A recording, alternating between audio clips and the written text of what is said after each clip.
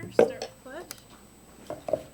Pledge allegiance to the flag of the United States of America and to the republic for which it stands, one nation, under God, indivisible, with liberty and justice for all.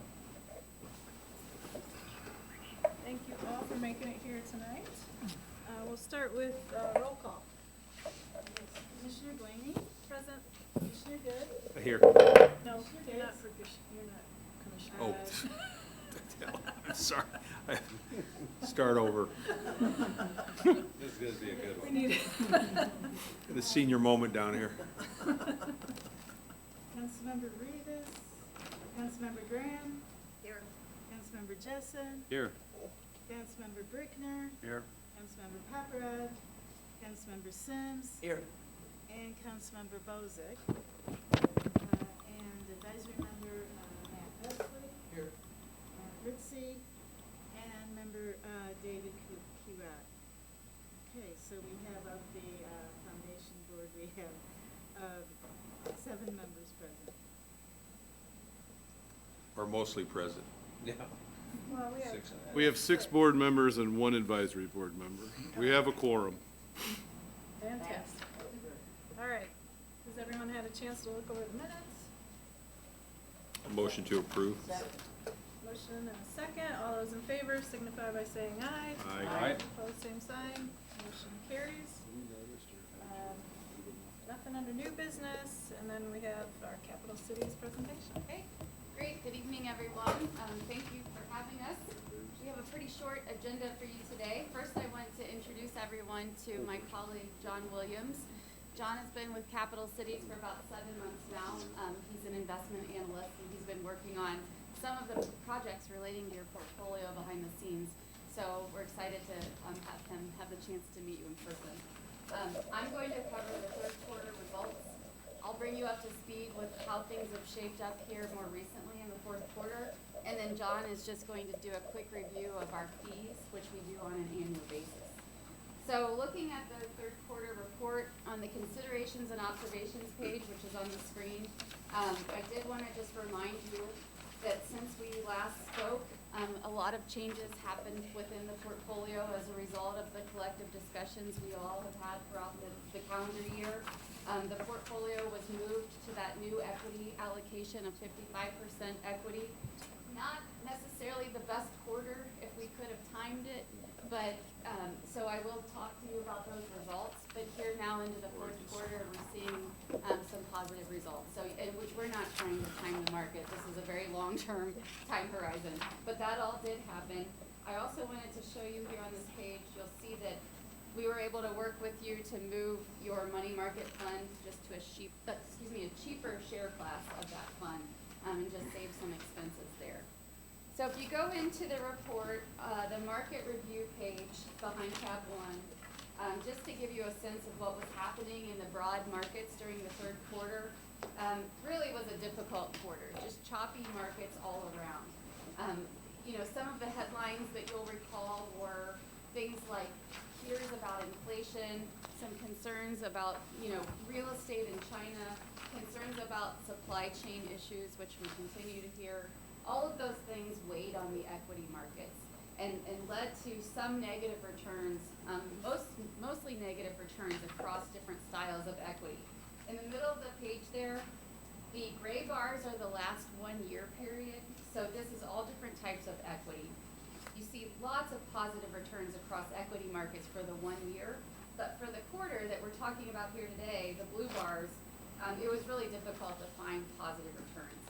Large cap, larger company stocks, there were some positives within large cap core, and then large company stocks within the growth style showed some positives. Other than that, everything was negative. Smaller company stocks, value stocks, non-US stocks, all negative to different degrees. So difficult market. The bottom of the page, fixed income or bonds really weren't much better. Those fears about inflation caused bonds to kind of reprice to the negative side and cause some negative returns or just flat returns across fixed income. So I wanted to show you that. The fourth column over there is aggregate. That's the broad U.S. fixed income market. Eked out a positive 0.05% return for the quarter, but we're still looking at negative 0.9% returns in fixed income for the year. So it's been a really kind of difficult market to have a lot of fixed income. Now, I say all of this, to kind of set the context for your performance, which you can then see on page 2.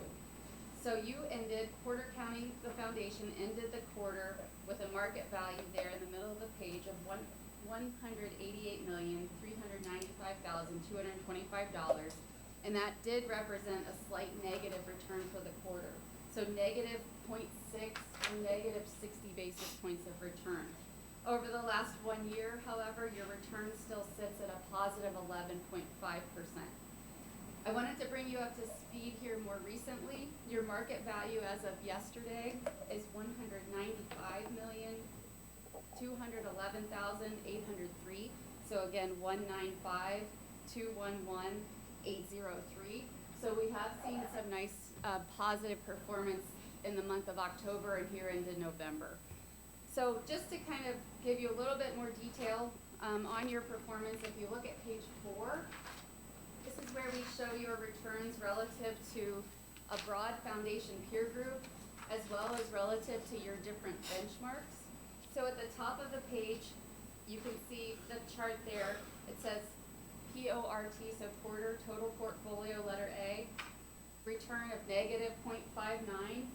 Your benchmark was negative 0.23, so you did slightly trail your benchmark, but really the markets were just so choppy that there really wasn't a place to kind of find returns. So some of your managers did a little better than benchmark, some of your managers did a little worse, and when you pull them all together, you did just slightly trail your benchmark by 36 basis points. Now on the year to date, however, if you just go one column over, year to date, calendar year to date, you are up 4.8%, and you are outpacing your benchmark over that time period. And then over the 12-month period, you're also outpacing your benchmark a little bit at 11.5 versus 11.1. And then all the way out to the since inception, I think this is notable that even after a slight negative quarter, you still have managed to have an average annual return in this portfolio of 8.3%, which is outpacing both of your benchmarks. At the bottom of the page, it says the 3 quarters there, 3 quarters 2021. That's where I wanted to kind of give you an up-to-date number. So what we show there is 4.76. So year to date, you're up 4.76. When you add on the additional 3.6% that we've seen here in October and November, your year-to-date return is now 8.5%. So through yesterday, 8.5%. So really, other than a choppy market, which was, none of your managers did anything out of the ordinary, it was just a difficult market, the portfolio is performing just as we would have expected. And in fact, your fixed income managers continue to weather kind of the choppy interest rate market better than their peers. So we have seen some nice performance within your fixed income managers. So no concerns, nothing really to report. Kind of hopeful to continue to see some of this positive news here into year end. And as we know that number is very impactful to kind of, the bottom line here. Any questions about performance? Amanda, as we look at our portfolio compared to the benchmark. Yep. And so it's safe to say that it's really kind of an anomaly that we underperform, right? Because the track record's clear that we almost always, if not maybe always prior, other than this time. 2018. You want to know what's unique with that? Yeah, 2018 you underperformed a little bit, but what is really unique with that, and I'll show you, if you go to pages 7 and 8, they kind of look at those together. This is your passive equity allocation. So these are just passive managers who should just match their benchmark. Both of your passive managers underperform their benchmarks because of timing of cash flows of moving to the new equity allocation, just solely a timing. And that is the anomaly that happened. It wasn't that any one manager did something out of the ordinary. There will be times where things like this work in your favor and times where they don't, and this time it just is a slight drag. Gotcha.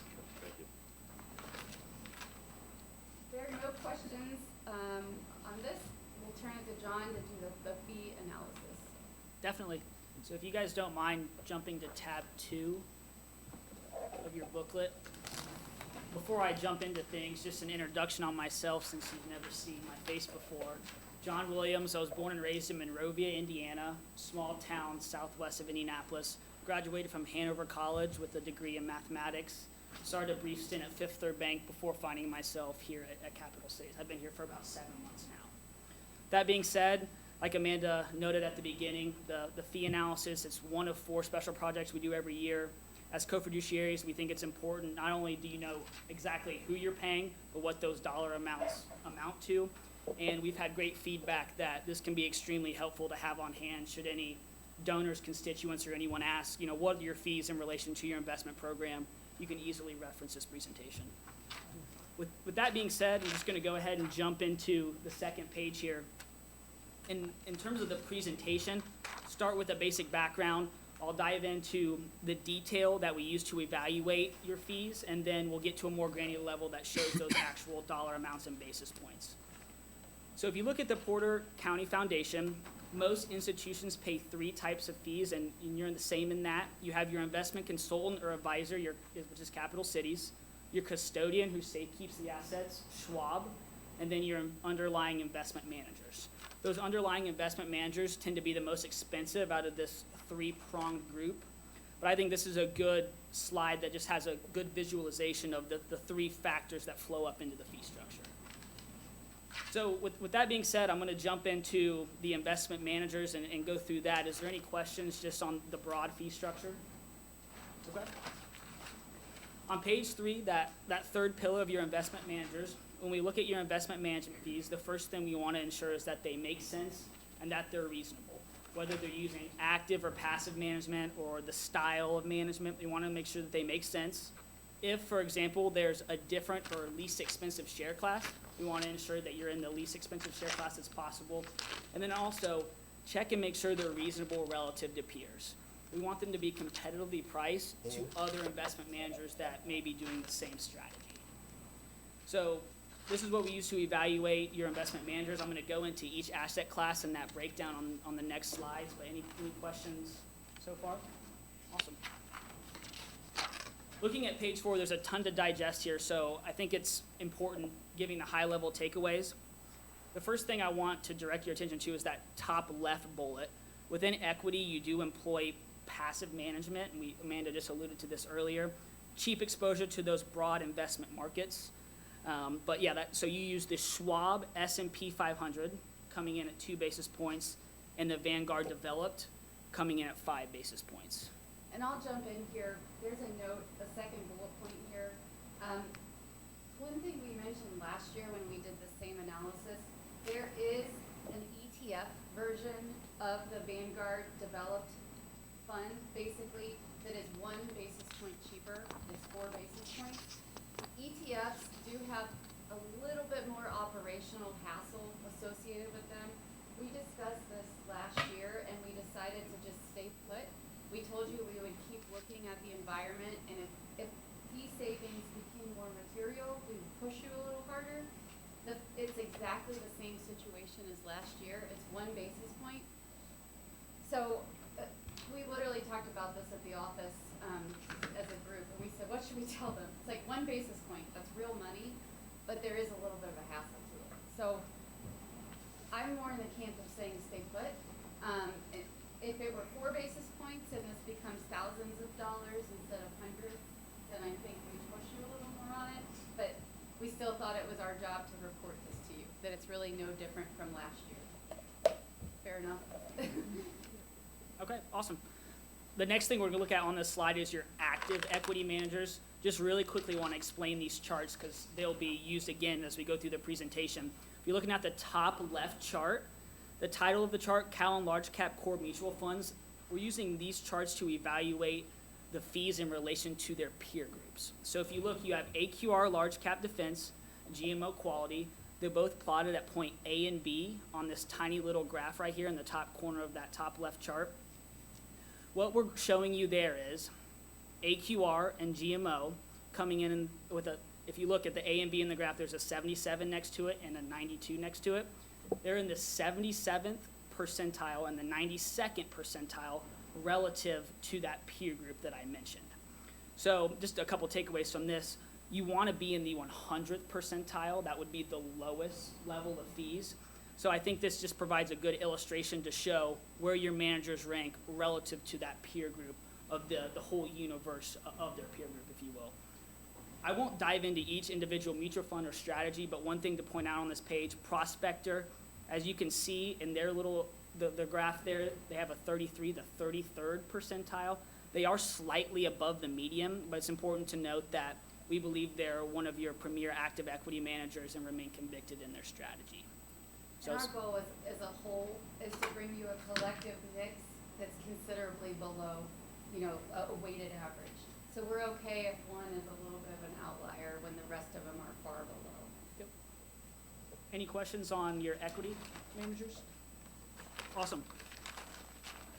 Turning to page 5 on fixed income, like Amanda said at the beginning, it's been a very challenging environment for fixed income over the last 18 months with low rates. So when you use active fixed income managers, it's important to be, the cheapest fees that you can. Just looking at the pages here, on the right-hand side, Baird short term coming in at the 94th percentile.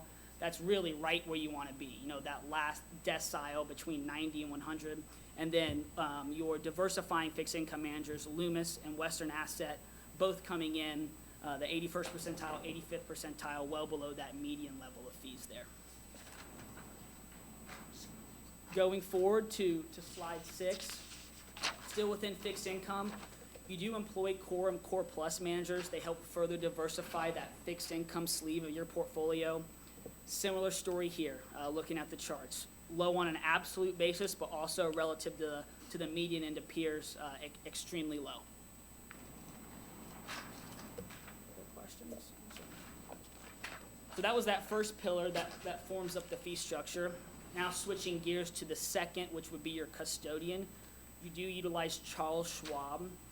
The custodian is really to keep those assets for you. So when we look at the services provided, Schwab checks all the boxes of a great custodian. One thing that I think is really important to note, if you look at the blue box in the bottom left-hand corner, they charge you 0 basis points, $0 to hold the assets. So you're not paying them any fee to have your money there. You would incur a transaction if you swapped out a mutual fund, but that would be $20, as you can see denoted in the chart. And then if you send a wire, that would be $25. Those are the only custodial fees that you incur on a yearly basis. The prior 12-month period, your total custodial fees were $400, or coming in at 0 basis points, essentially, rounding it. So extremely cheap, Charles Schwab. And then turning to slide 8, the last pillar of the fee structure is your investment consultant, which is Capital Cities. When evaluating your investment consultant, you want to ensure that the fees are transparent, you know exactly what you're paying, they're appropriate for the services that are provided, and that they're objective. If you look at that top bullet point right under the big transparent bubble, Capital Cities, you pay Capital Cities a flat fee of $65,000, as clearly stated within the investment consultant agreement. That comes in at 3 basis points relative to the total portfolio. One thing I think that's important to point out is Capital Cities is no affiliation with any bank, any custodian, any investment manager. We're independent and we're employee-owned. I think that's important when looking at your total fees, the transparency of Capital Cities, and then, no affiliation with any bank. So we're not getting any, to recommend this investment manager to you, we're not getting any incentive from that at all. And then the last slide, which is slide 9, I think this is a great slide that really ties everything together. First thing I want to point out is, if you just look broadly, your investment management fees, $869,000 approximately. Those look very high initially, but when you think about it, those are netted from performance. So whenever you get your returns, they're already taking their slice of the pie, if you will. So there's no check cutting, or you don't write a check to your investment managers every quarter. The only out-of-pocket fees for the foundation are the 3 basis points, or the $65,000 that you pay Capital Cities on a yearly basis. Another thing I would like to point out, and it kind of goes back to my previous slide, is Capital Cities, we remain extremely convicted in this open architecture. It provides the most transparency for your investment program, having investment managers, a custodian, a consultant, each separately versus having, one institution covering everything. Your fees can get, kind of cloudy, if you will, in terms of the transparency. And then the final thing, your total estimated annual fees coming in at 49 basis points, or approximately $935,000. So that concludes our fee analysis for this quarter. I'm happy to answer any questions that you may have. Anybody have questions? Well, thank you, that was a great explanation. Thank you. Does a good job for a young guy. Thank you. Hanover, I mean, what can we say? They put out the best, right? Maybe I would. I was just thinking that. That's it for us. Can we help with anything else? Any questions? No Good questions job. for me? All right. Just gotta keep the market going up before the end of the year. Although with the new spending policy, there's not as much emphasis on that year-end date, so that's nice. Right, it's really nice. I was thinking that while we were. Yeah, We should probably set a new meeting before Sure. you head out the door. so. Well, we don't have our new year here, so we're probably looking at January, right? February? What do you think? We have to have one a quarter, so January probably. This is it for this year. Yeah, maybe the end of, is the council having their regular meeting January the 4th Tuesday, or have you guys got there yet? We haven't got there yet, but it should be. You know, you That's have an historical, that's what we do. You have an organizational meeting, right, the very first day, and then after that, it'll probably be, Well, then I think we should probably think about maybe that 4th Tuesday of January. It's the 25th, are you available then? That looks fine. 5 o'clock? All right, January 25th at 5 o'clock. Sounds good. Thank you all. Yep, thank you Yeah, very much. thank you. Nice to meet you. Appreciate Have a it. good holiday. Yeah, Yeah, happy happy Thanksgiving. holidays. happy holidays. Yeah, New Year's. Holiday. I'll be about 10 pounds heavier next time we see you guys. Come on now. So the last time I saw you all, I had ACL surgery the next day, Oh, or gosh. 2 days later. So Kinda hobbling You're all tonight. recovered? I'm getting there. It's a process, but. How'd you tear I'm getting that? Much better. I'm sorry, How'd you tear that? playing tennis.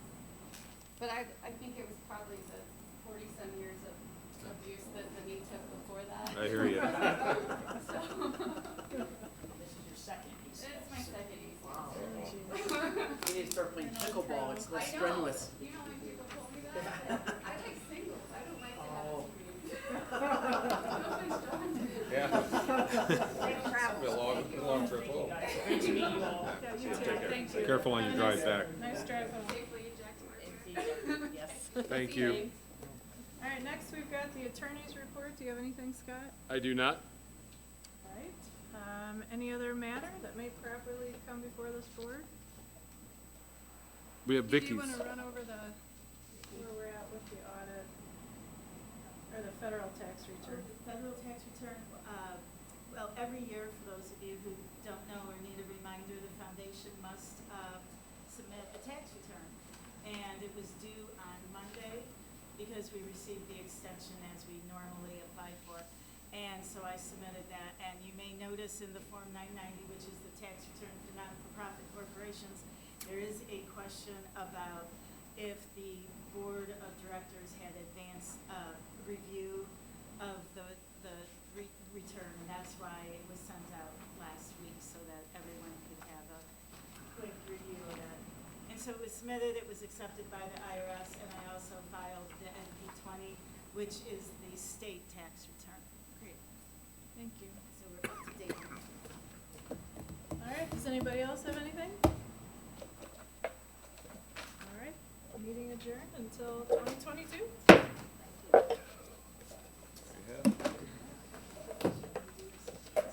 Well, it was real.